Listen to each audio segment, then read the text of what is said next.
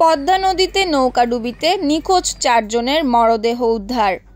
রাজশাহী থেকে অজয় ঘোষের পাঠানো তথ্য ও চিত্রে নিউজ ডেস্কে থাকছে বিস্তারিত। রাজশাহীর পদ্মায় চর মাঝদিয়ারে রোববার নৌকাডুবিতে নিখোঁজ হওয়া 4 জনের মরদেহ উদ্ধার করা হয়েছে। সোমবার রাত 10টার দিকে প্রথম চরখানপুর থেকে 2 জনের মরদেহ উদ্ধার করে স্থানীয়রা। পরে রাত 2:30টার দিকে আরও 2 জনের মরদেহ ভেসে উঠলে তাদের মরদেহ উদ্ধার করা হয়।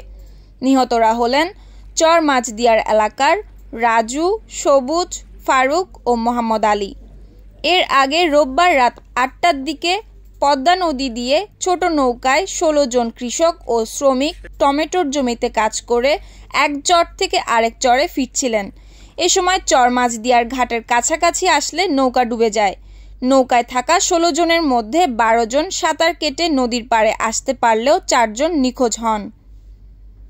নিউজ ডেস্ক, সুপ্তি রায়, ভোরের আকাশ।